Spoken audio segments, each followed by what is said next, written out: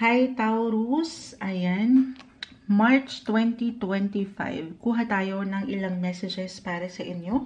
Guidance, advice, anong kailangan marinig ng mga taong ito. Ngayong bagong buwan ng Marso, message.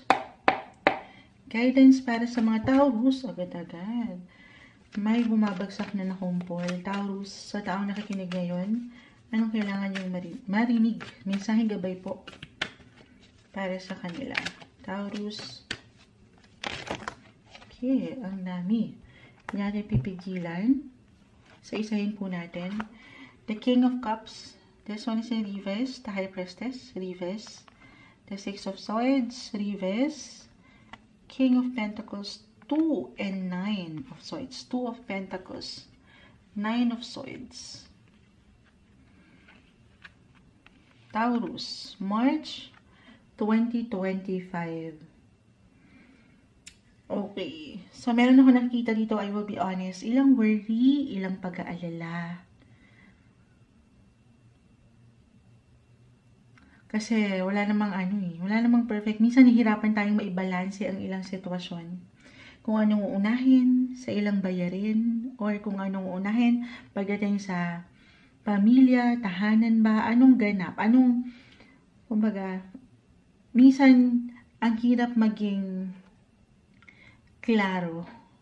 Lalo pa kung ang dami mong iniisip lately. Okay? At dito nagkakaroon ng ilang imbalances.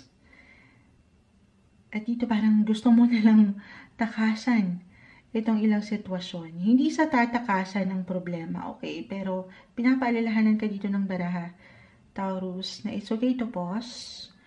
Okay, it's okay na kalma muna. Isa-isa lang. Kasi parang nakikita ko dito sa yung cards na ang dami mo talagang dapat nagampanin gawin. Parang ang daming ihahain sa'yo ng universe ngayon. Or pwedeng i-offer sa'yo, could be positive or negative. Hindi madali. Or maaaring merong ilang kabagalan kang nararamdaman pagdating sa flow ng ilang situation, especially money-wise. Okay, just only take what resonate, guys. Tayo po ay general reading, pero parang dito hindi ka na patutulog o nawawala ng kasapatan. At dito umaangat ang ilang kakulangan. Okay? Okay. At dito may ilang pagtatanong akong nakikita. Ano bang nangyayari? Anong ganap? Bakit ganito ang flow ng buhay ngayon? May ganon.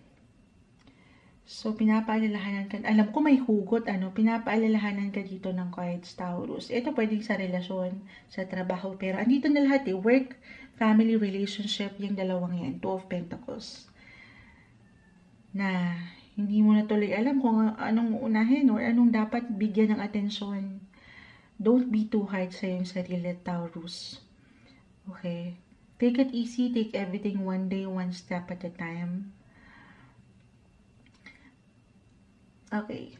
Ito halimbawa lamang. Pwede itong mag-apply sa family. Could be about your physical home or one of your family members. Merong tension akong nakikita.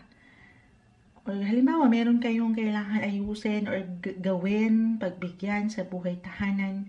Dito, parang teka lang parang ako pa rin ba? Parang ganun yung nakikita ko dito. Dito yung pag-aalala. Dito nahihirapan ka tuloy. Paano i-handle ang ilang situation na hindi madali. Siyempre pa. Pero dito pinapaalalahanan ka. Again, hindi sa tatakbuhan ng problema. Pero very important na pagnilay-nilayan ito muna. Huwag magpapabigla-bigla or magpapadalos-dalos hanggat kaya sa pwede mong pag-aksyon or desisyon na gagawin. Stay optimistic. Alam ko madaling sabihin, mahirap gawin, pero positive lang tayo. Ang hirap ng life lately, pero dito, unahin muna yung sarili. Sabi nga nila, mas nakakapag-isip tayo ng merong klaro. Mas positibo kung nakakapagpahinga tayo. Physically, mentally, emotionally, or even spiritually, the High Priestess ay narito. Minsan hindi lang natin naarok o hindi natin masyadong napapakiramdaman yung ating kakayanan, pero meron kang power dito. May solusyon ako nakikita. Masasolve itong problema mo. Lalo pa kung nagpo-push ka naman sa iyong buhay paggawa. Okay? Ay dito naman yung focus mo rin. Diyan ka rin higit na nag-iinit. I-claim natin na merong solusyon, resolution.